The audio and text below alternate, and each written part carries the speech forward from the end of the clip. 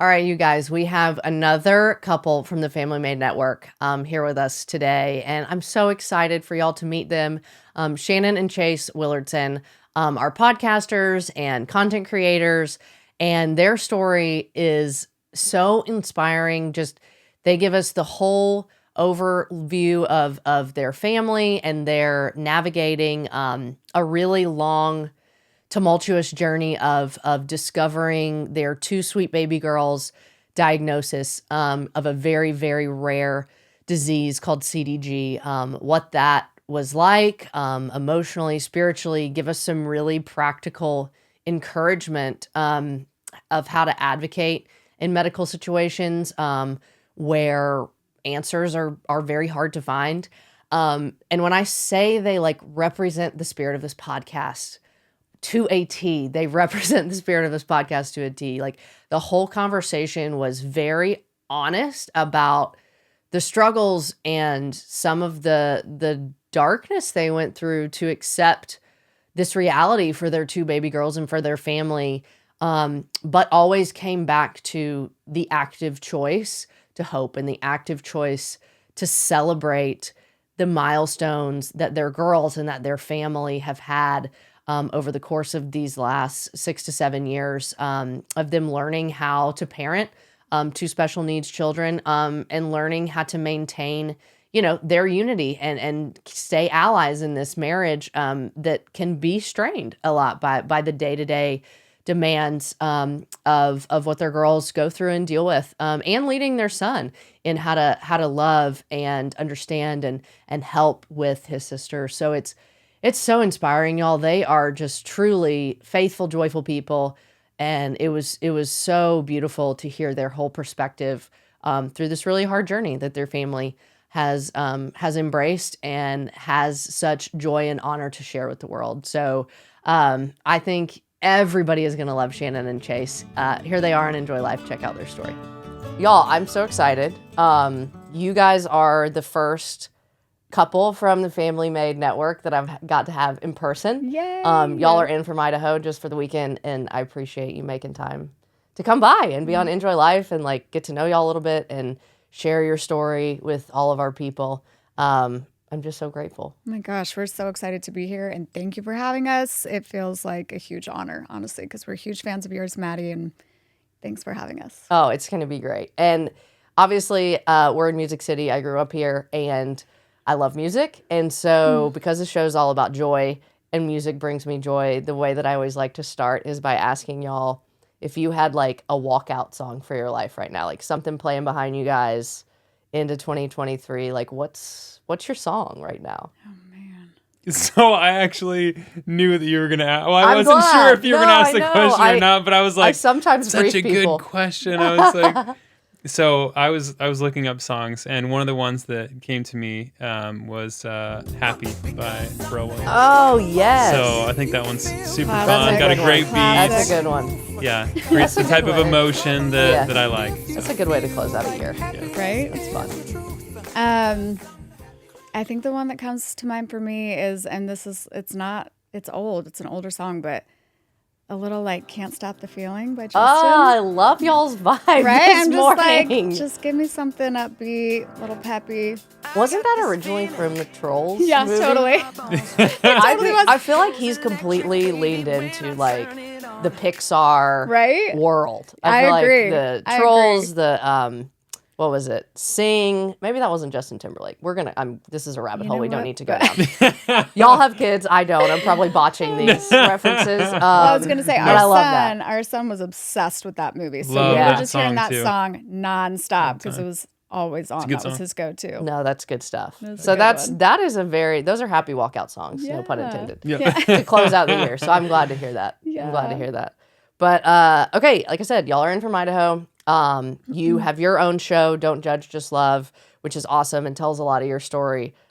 Lifestyle blogs, content creators, you're just like inspiring people left and right. And for people who don't know you yet, just give us a little bit of y'all's backstory, like how you met, how long you've been married, why Idaho, all that stuff. Yeah.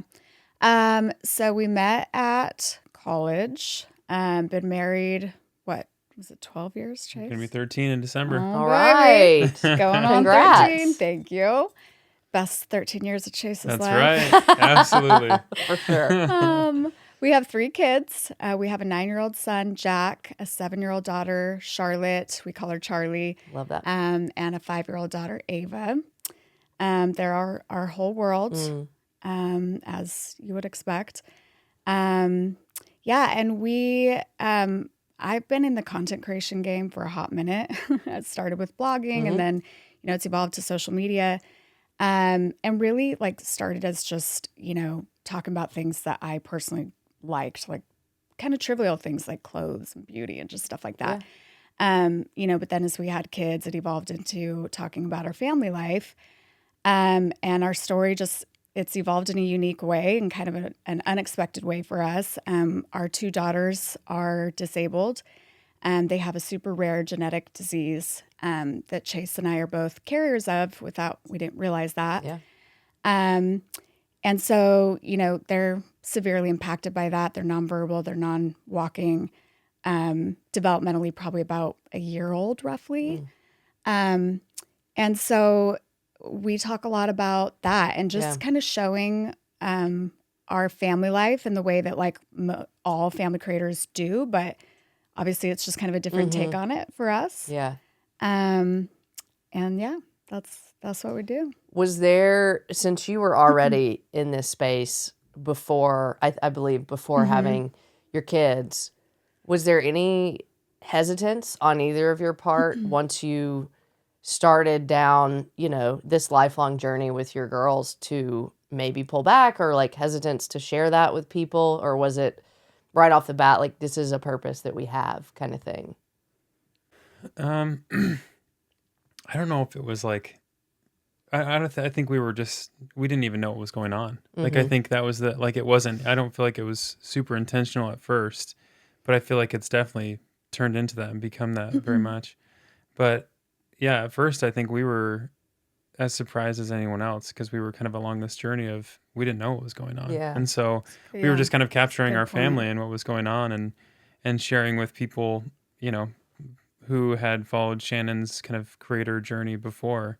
And it was actually really nice to have people along that journey because you start to realize that you're not alone. Yeah. And you start to realize that there are a lot of other people that have similar situations or things happen in their lives where you can provide kind of, I know your podcast is about joy, but you can provide that joy or hope or light that they can look forward to. That it's, hey, even though it might be tough, there are positive, things that you can find in each of those things that happen in your life.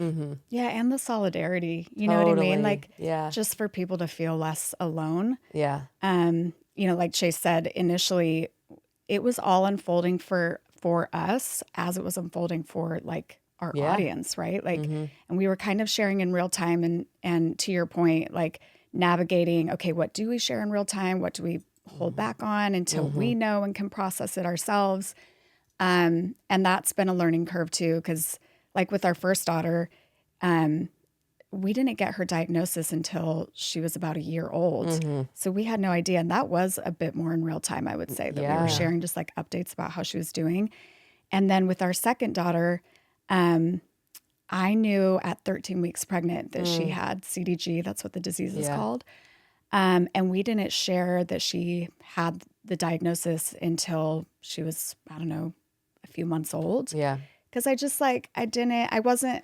needed to process do it on your own together. Yeah. I think that's such an interesting line to toe in this space that we all sort of operate in. And I empathize with that a lot and everything that I sort of went through pretty immediately and publicly. And I think what was surprising to me, what I hear from y'all and what I know is true, even of Sean and Andrew's story, which I think is such a cool kind of blessing from the Lord, is that people assume that we just share out of some valiant place of wanting to help others. And that is truly at our hearts. Right. But I think initially, what you said, Chase, and what I felt is it was just as much for me to not feel alone and to have that opportunity for people to be me too, you're helping me so much. But all the time I felt like I needed to be like, girl, you're making me feel like I'm not the only one. Yeah, like you're helping and it's me. such a reciprocal relationship. And I just feel like that's a unique scenario that can be a blessing to those of us like on the other side of the screen, so to speak. For sure.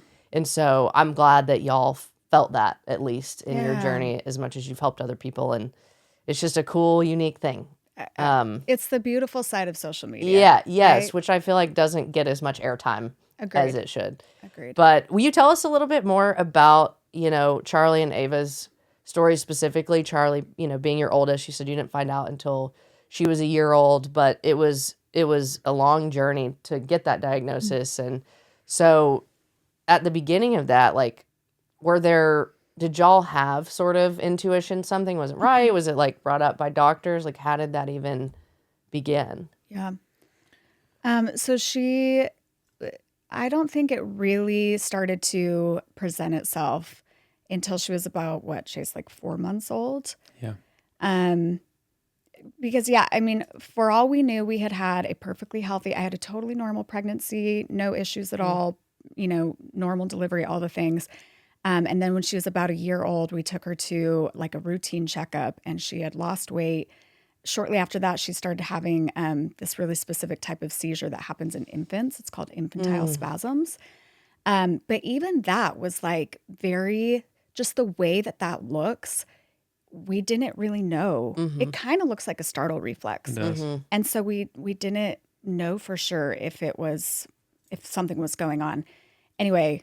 And actually, like a real quick on social media, because of people posting videos on YouTube of what an infantile spasm looks like, it actually gave us kind of the courage to like go to the emergency room to be like, hey, something's not right. Like this doesn't look normal. Yeah, we found a YouTube video that someone had posted. Yeah. And we were like, oh my gosh, that looks like what she's doing. And like raced to the ER. And that's when they started doing just tests and tests and tests. And it was over the course of a year, like I said, before we actually got her diagnosis. But it was so early on that, it wasn't like she was missing milestones yet necessarily.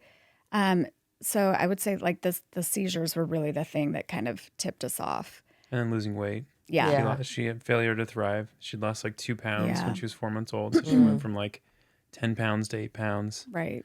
And you don't have much weight to lose at that point. And so we were in the hospital for that. And then after that, the seizures and And I think there's something to be said for, I kind of want to put this out there just in case someone needs to hear this. I don't know. But, of course, you never want to think that there's something seriously wrong medically with your child, right?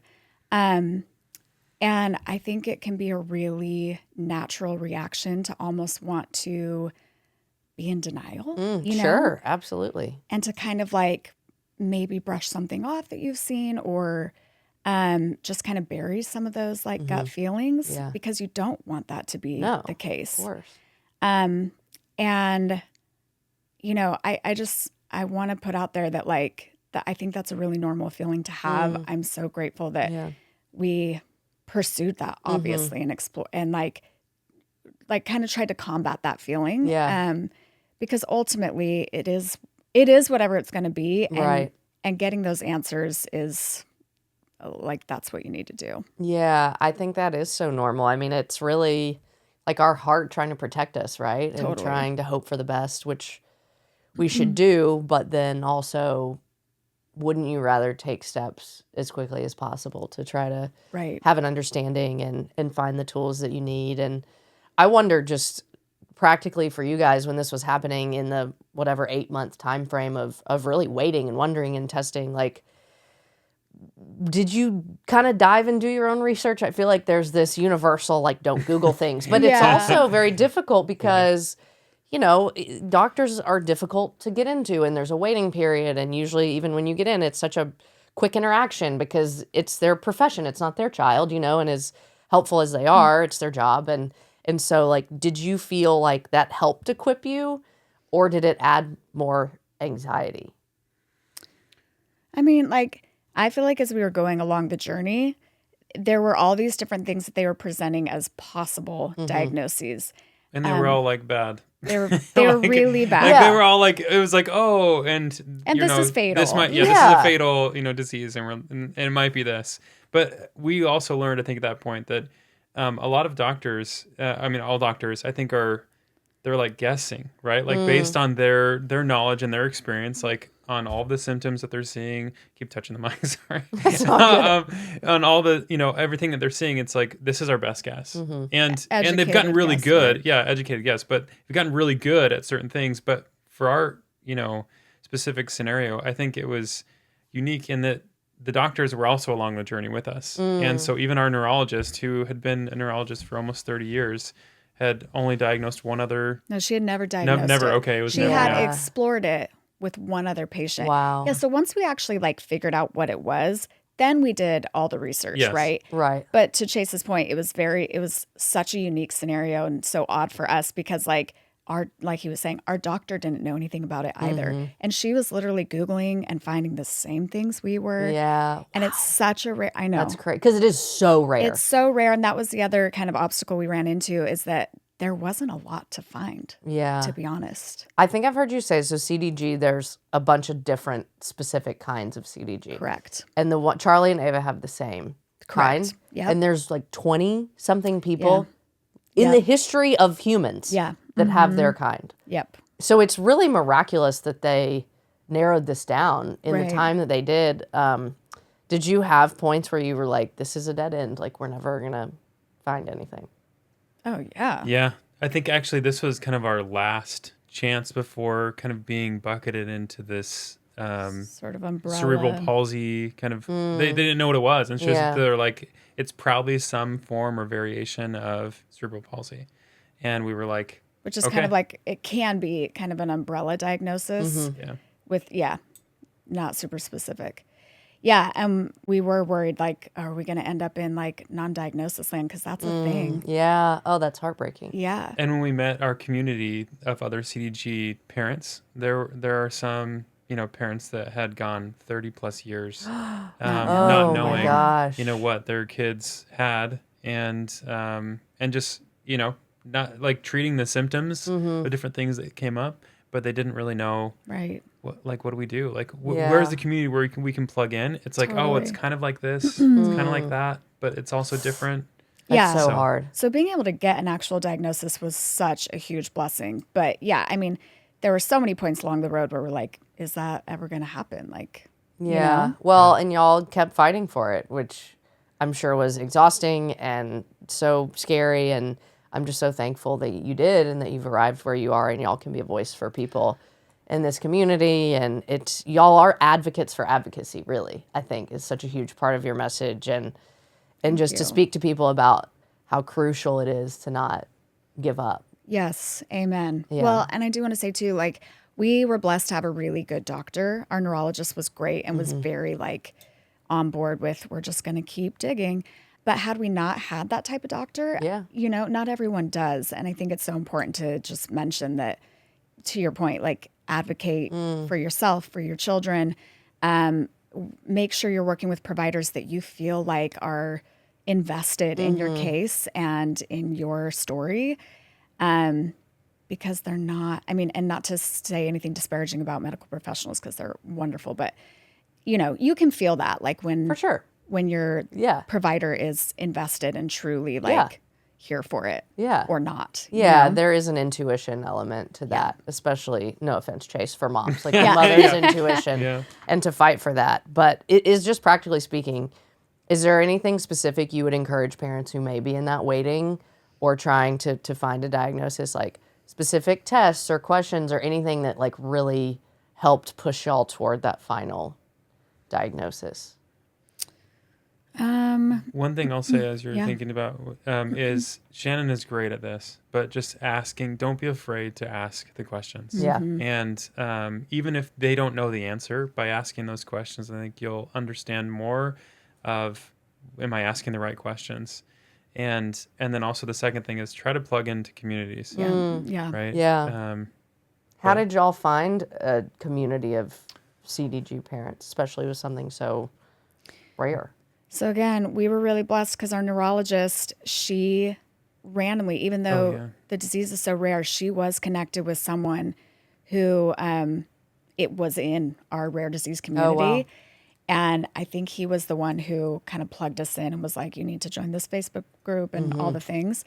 And now that's part of why we try to be really open about their diagnosis so that we can help other people plug in. That. Yeah. But yeah, everything Chase said, I fully agree with. Like, we asked tons of questions of both our doctor and other parents. I mean, especially in our scenario where it's rare, the parents sometimes are a greater wealth of knowledge than the medical They see it all the professionals time. because It's like 24/7. it's their world. they're Yeah. living it. Exactly. Yeah. I mean, I would just preach this until my last day. Like, there is nothing more valuable than not feeling isolated in whatever you're going through, especially something so unique. And I remember feeling that way, just being so young, you know, and being widowed and thinking like, I'm the only 28-year-old this has ever happened to. And the more open you become, the more I realize absolutely not. Like, heartbreakingly, there are tons of really young women who go through this. There are parents who have struggled for a year to 30 years to find out that their kids have CDG, and just the power of that is undeniable. And I'm just glad y'all found that. And obviously, if anyone is in that camp, go follow the Willardsons and y'all can help plug them in. And it's just awesome that you do that. But Thank you. Yeah. I wonder, so like you mentioned, you're both carriers, obviously recessive. I don't know if that's the word. I'm like going back to like Good job, 7th good grade job. biology. You're doing great. Your Great, biology teacher nailed would be it. so happy. A+. So after Charlie, you know, what was that like to know that, to see, you know, that she had acquired that gene and like desire more family? I mean, that's really, there's a lot of fear in that, I'm sure. Yeah, that was like the next chapter of this crazy life journey we've been on. Because that was, I like distinctly remember the conversation we had with our neurologist where we were discussing the diagnosis and you know, kind of what that would look like. And one of the things she talked to us about was, you know, now you have, like, because this is genetic, any future children that you have a 25% chance of also having this disease. Yeah, that's a big percentage. Yeah, and I just felt like my stomach drop because it just meant like, oh my gosh, we don't get to just like, I mean, I guess we could, but it's like just rolling the dice if we continue to just try to get pregnant naturally. And so we started at that point kind of almost immediately, like just doing our research on IVF. Because that's when we learned that through IVF, you can, if you have an actual diagnosis, they can isolate a specific gene and test embryos. Really? Yeah. That's amazing. Yeah, it's incredible medical technology. Like, it's insane. But yeah, they can test embryos for specific genes, diagnoses. And so that was when we realized, like, okay, if we want more kids, that's the route we're going to go down. And then, you know, God had other plans for that season of our life, because then, you know, obviously we were fully preventing. Yeah.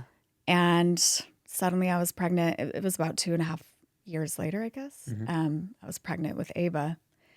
And we call it our version of the Immaculate Conception. Not to be sacrilegious, but I mean, that's literally how it felt, because it's not that I had trouble getting pregnant with our first two, but we were trying, like, in all those instances. Immediate. Yeah, and it wasn't immediate. So to be like fully preventing and then to wind up, you know, with a surprise pregnancy, and then she had the diagnosis as well, it just all felt like, okay, like, clearly this is not in our hands. This was meant to be, because there's just no other explanation. Do you remember the feeling of finding out, I'm pregnant again, and wondering for 13 weeks, 15 weeks, whatever it was, is this going to be Ava's story? And then like confirming that it was true. I mean, does this feel surreal? Like, what was that like? Well, I remember at first we were excited, and then like immediately you're like, oh my goodness. And then I panic. hope that, panic. And so I think there was this kind of waiting period from when we found out that she was pregnant to like when we could actually test for it.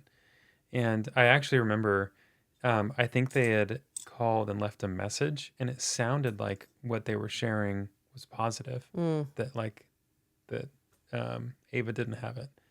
And then I remember we connected with the doctor the next day, and it ended up that she did have it. And I think at that point it was just, again, we knew what we were kind of walking into, but it didn't make it any less hard, I think, to hear that news. Yeah. The first person I called after I found out I was pregnant was the geneticist. Literally before I called Chase to tell him, I called her geneticist. I'm finding this out now. Yeah, I don't no, know I'm if just you- kidding. on, No, I don't know I'm if you sorry. knew that. No. Yeah, I don't know if you knew that. That was the first call I made, because I was like Chase said, I mean, I was excited because we wanted more kids, you know. I was excited, shocked, and then immediately the panic of like, oh my gosh. Hate that. And I want to be open about the fact that like that for me was like the dark season, if I'm being totally honest. Like I would think so. Yeah, like when we found out that Ava also had the diagnosis, that was like really, really hard for me. And it was, I mean, the 13 weeks waiting to find out was torture. Brutal, yeah. Torture, if I'm being honest. And then the rest of that pregnancy was a little bit torture too, just because I feel like I was just kind of in a state of shock. Like I couldn't believe it. Because like I said, we had been preventing, suddenly we're pregnant. Yeah. We're like kind of, you know, I think like also, again, just like full honest transparency. Before we knew that Ava had the diagnosis and we found out we were pregnant, it was like that excitement of like, oh my gosh, like this is going to be, you know, kind of like such a cool part of our story that like we got accidentally pregnant and she's healthy and we didn't have to do IVF. And, you know, so then when she had the diagnosis, my initial reaction almost felt like we'd got like punked or something, you know, like it was just so weird. And I'm not someone who had ever had feelings of like anger toward God or like frustration toward God per se, you know? But that was probably the closest I've ever been to any of those feelings of just kind of being like, are you serious? Yeah. Like, what the heck? You know? Well, and how couldn't you truly, like, punked is funny, but that is the feeling. Like, because especially with the scenario y'all were in, it's like getting that positive pregnancy test feels like a miracle just because of all of the circumstances, right?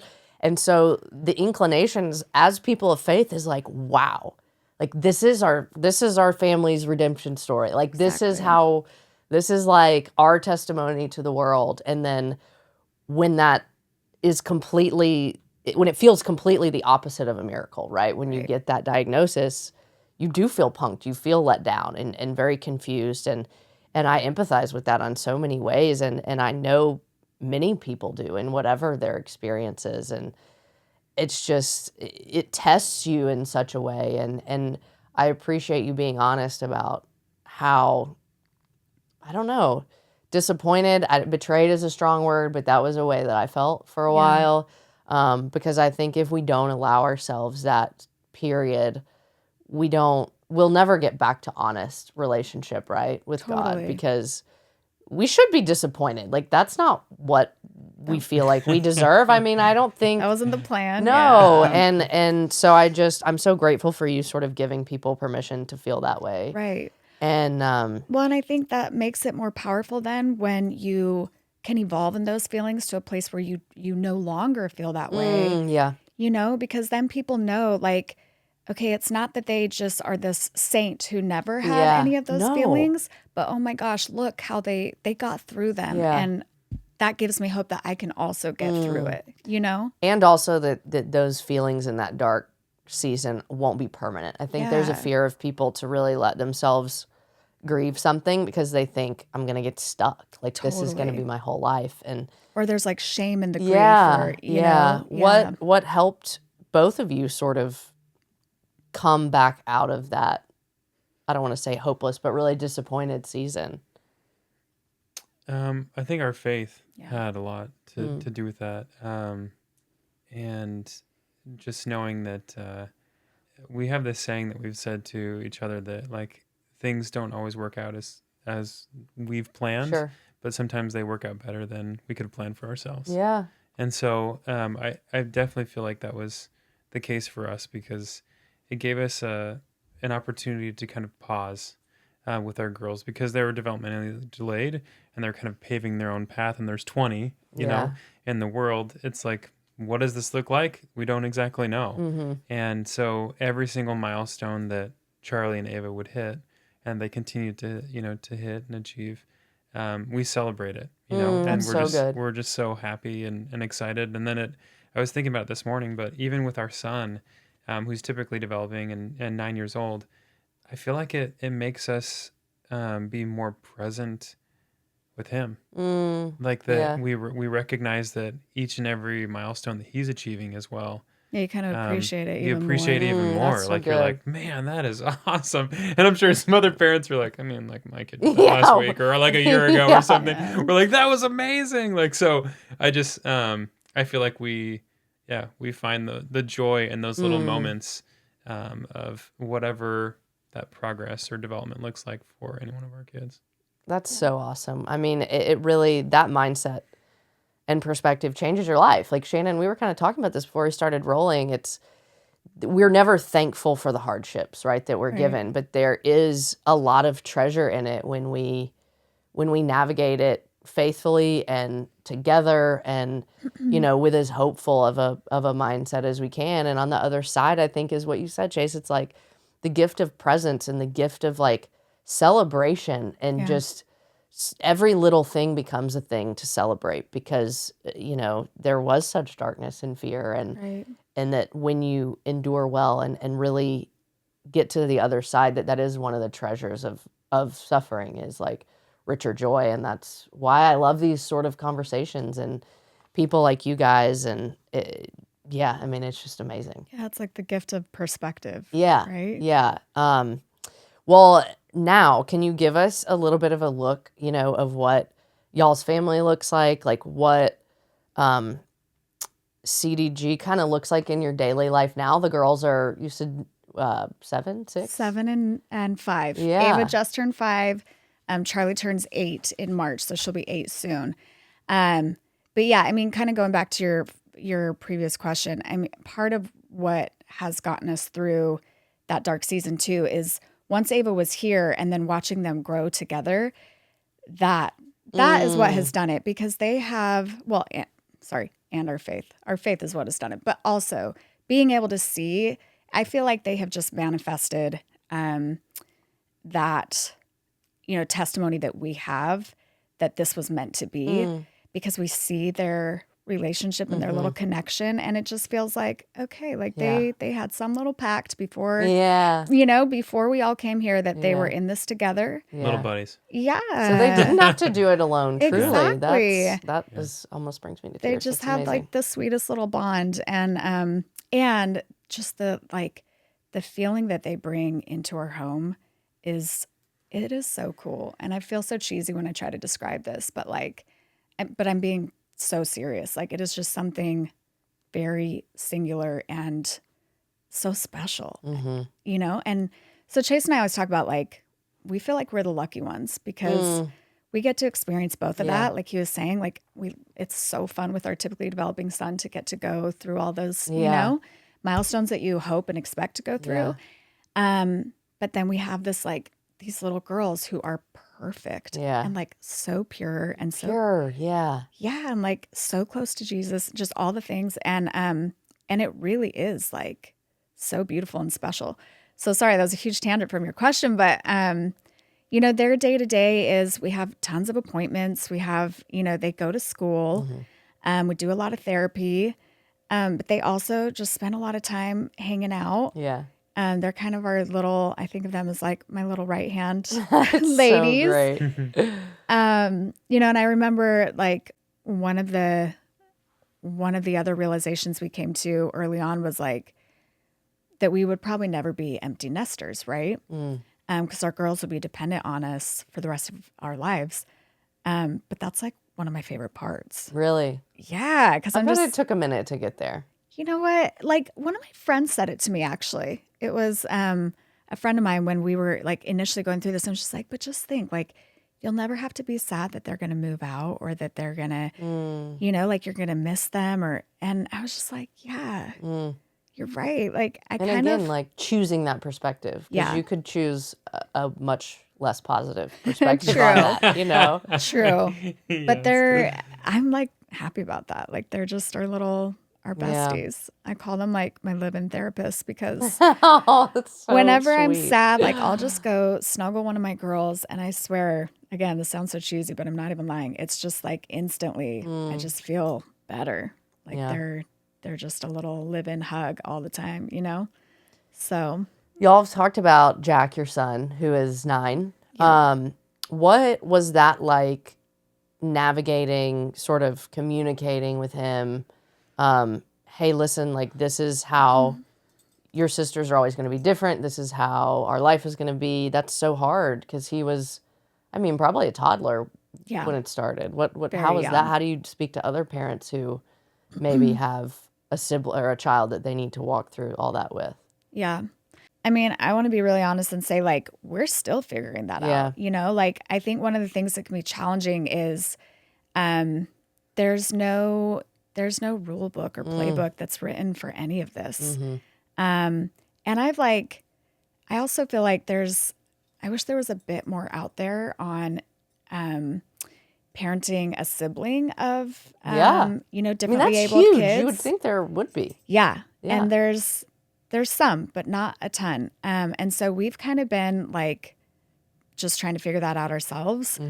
I know initially part of our feeling was like, I wanted to always be really transparent and honest with Jack in like answering his questions, but I also didn't want to necessarily like put questions there where they didn't exist Yeah, yet. that makes sense. Because I wanted to give him the opportunity to just see his sisters as his sisters and not like his sisters with a disability Right. or, you know, like, Yeah, to come at it in his own time and yeah, and to like gain his own like perspective, I guess, on who they are. Because they're more than their disability. Absolutely, You know what I yeah, mean? yeah. And their relationship is more than just like, here are my disabled sisters. And so we tried to be careful about like presenting too much information, but also wanting to, you know, inform him enough that it wasn't just this big question mark for Right, him, especially yeah. as he's gotten older and like he does know more. Yeah. He does kind of realize like, okay, my situation is unique in comparison to like friends and things like that. So we've talked more about that, but it's kind of been really cool to see how he has responded to all of it. Because to him, like, that's Yeah. all he's known. Yeah. Those are just his sisters. Well, for what it's worth, he's on a couple of y'all's podcasts, and he is precious. Like, Thank you. precious. He's And so I just funny. feel like this very inherent feeling that just he will be the kindest man, you know, in his He better adult be. age, going through just everything, being raised in this environment with that empathy and care and just lack of judgment. To go back to y'all's podcast kind of topic, he's just precious. I enjoyed you. hearing him on y'all's show. We're real big fans of that kid. Yeah. And my one like biological nephew's name is Jack, so like I feel a connection to everyone. name. How would you just sort of to kind of speak to all the parents as we have been, like, how do you encourage those people who may be in a similar situation in just enduring the strain I'm sure it puts on a marriage? What do you think, Chase? Yeah, I mean, I think it does. I think going on dates with your spouse, I think is important. Making time as a couple. I think also making time for yourself. Like we both have things that we enjoy doing, and taking care of yourself so that you can take care of your kids. I think the biggest thing too, yes to all of that, and also just remembering like and choosing to, you know, to our point of all of this, like choosing the perspective like we're in this together. You know, because things, really hard things like that, really unexpected things, I feel like they put your marriage at a crossroads almost where you can either let it kind of push you away from each other or let it bring you closer. And I do think it's a choice. Yeah.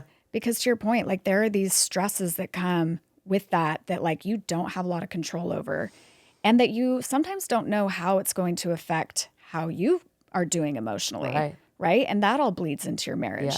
Yeah. And, you know, we're not perfect at this by any means, of course, but like we've tried to make a point, like one of the sort of, I don't know, foundational factors of our marriage, like just really open communication, and seeing it as like we're in this together, and we're not going to let these things put a wedge between us. We're going to have it bring us closer. Yeah.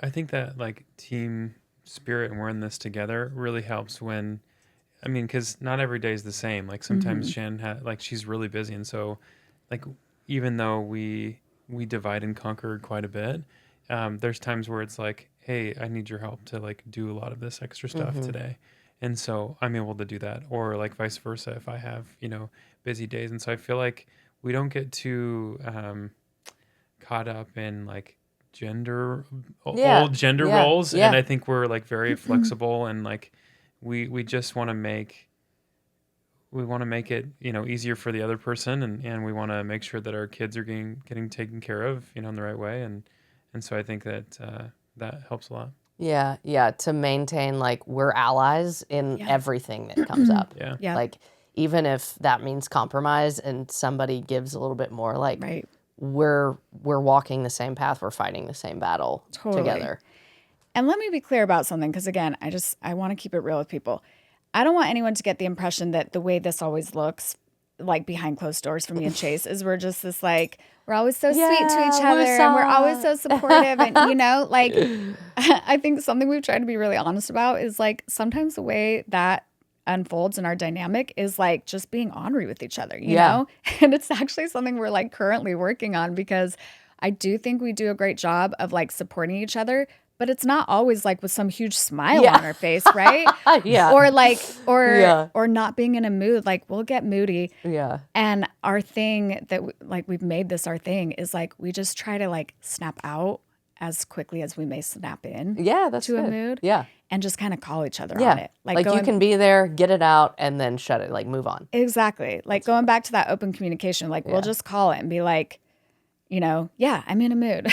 I'm annoyed with you right now, but I wouldn't rather be annoyed with anyone else. Yes, you know, that's so good. Like, what do they call it? Compliment sandwich? Yeah. Like, you're beautiful. You're driving me crazy. I'll be back in 10 minutes. Like, exactly. And you're beautiful. Yeah. That's good. And that's just like, that is the reality. So it's not just like, I just don't want anyone to think like. Totally. It's, you know? Yeah. But even that is part of like what makes our dynamic work, because like we've almost just accepted like, you know, we're going to have our moments where we're like irritable with each other or ornery or whatever, but we're going to work on that. And also even in those moments, remember, like we're on the same team. We freaking love each other.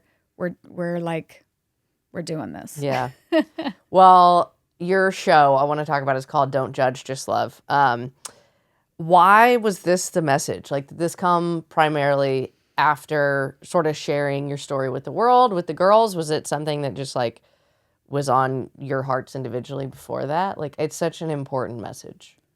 It was Chase's idea to use it as the name for our podcast. I like to give him credit for that because it was great. But yeah, I mean, honestly, I think it originated from like, as we started, I mean, we've always been really open about our story, but I think we were surprised by when we started encountering like trolls, I want to say, like people who were this like not the Trolls movie, a different one. Right. This is not Justin Timberlake in cartoon we're talking about. Right. People who were mean and who were super critical and just were saying things that we were kind of like, whoa, shocked by. Yeah. Like we didn't know that someone could have such an ugly perspective about, you know, our scenario and like it gets really dark, you know, like I'm not going to go into like people being mean about our actual girls, because even that happens and that's just like unbelievable, truly. Like truly unbelievable. Yeah. If you're one of those people, like God help you. It's just, you know, but it, that's really where it originated from, because there were suddenly all these moments where I was like, oh my gosh, like you don't know us and you don't know our story. And people would be making assumptions, especially as we started being open about IVF and wanting more kids. Like I understand that I guess that can be like a controversial topic or like kind of polarizing, but we felt like people would miss huge pieces of our story and why we were doing what we were doing. Not that we needed to necessarily justify it to anybody, but they would cast judgments with like no information or false information or missing these huge pieces of our story. And we just felt like it was icky. Yeah. Do we even engage with those people, or you just... I mean... So one of the many things I love about Shannon is how she can respond to those people that do kind of place judgment. I feel like she does a really good job of... Sometimes. Not every time. She does a really good job of helping them maybe step back for a second. And I think a lot of the time you'll kind of, it was something that you would say, you're like, I hope that when you comment in someone else's, story or something else in the future that maybe you'll withhold a little, or just think twice, think twice or not be quite so quick to judge. But you let them down in a way that like doesn't make them feel stupid. It just makes them feel like, hey, maybe I just need to step back for a second and would you don't say it like this, but like, would you really say that to someone if they were sitting right here? Yeah, I think that's such a obvious thing that people forget in whatever digital age. I don't care if that makes me sound like I'm 60, but like it is true. Like there's a, just very common phrase, like it's hard to hate people up close. And like if you thought about sitting where we're sitting now, would you say that? Right. Like simple filter. Totally. Well, I feel like people just forget that you're a real human. person. Yeah. That you're an actual real with a person. real family. Yes. Yeah. And so to answer your question, like, no, we don't engage with those people. Like we do it in very small amounts, but every so often it's like, we'll get just endless troll comments and I'll respond to like 5 or something, Yeah. And I kind of do sometimes though like to do it because I don't know. I know some people will see the response. And I've been shocked several times that like the original commenter will apologize. Really? That has happened multiple times where I've been like, whoa. That's because I think a pleasant surprise. Yeah, very pleasant surprise. But it's kind of this moment of, and obviously that's not always the case, but you can tell people, the original commenters, like this has happened where they've had a moment of being like, oh, that is a real person. And like, because I'll try to say something that sort of like attempts to bring them back to themselves. Like, I bet you're kinder in real life, or like, wow, that's so generous. Or like, I bet that people who know you wouldn't think you would make a comment like this. Yeah. Because I think people just like, you get behind a screen, you forget you're talking to someone who's real, and you say things that like you really, like are not a reflection of who you really are, And we all do it, right? Like the way we talk about celebrities or just people that we feel, you kind of forget about people's humanity. There's like a human distance between. Exactly. Is very unfortunate. Yeah. But, well, that takes a tremendous amount of grace. I think I'm very inspired by that. Well, don't give me too much credit. I've had my moments too, but. Well, if y'all don't listen to Don't Judge, Just Love, go listen to it. There's so much more encouraging, funny, just endearing about y'all's story and your family. And I'm so grateful to know you and know a little bit more about it. And I know there's a lot of people out there who feel like less isolated now than they did before. And appreciate that. So I'm super Hope grateful. So. And your family is adorable. It is 1,000% worth. The Halloween photos, all the girls, like dress-up videos. I mean, they are just fabulous. Thank you. Yeah. We appreciate that. But, well, we could keep talking all day, but we have parties to go to this weekend. Know. We have conferences things to do. How we love to end the show is just to simply ask, like, what's something bringing y'all joy right now? Chase, you go first. I got to think. I think, like in this, like meeting people like you, and I think through the podcast and through the Family Made Network, it's been awesome to just meet, just really inspiring, uplifting, good people. True. And so that's what I'm grateful for today. Like, today, let's do in the it. present. Yeah. Choose positive people, I'm telling you. Agreed. I have to second that. I also have to say, just this season that we're moving into, love this season. Like, there's so much. I wish you could see like how excited she gets about. Is like, your Christmas tree about already fall. up? It is. It might be up. Christmas It might lights be were up. up I don't think before that Halloween will be even alarming when this happened. airs, but just as a note, it is November 3rd. But honestly, I'm here for November. Put it up. It's so much work. What, you want to look at it Thank for you. 4 weeks? That's Thank a you. waste of energy. That's why. Yeah. That's why. It's so It's too much work.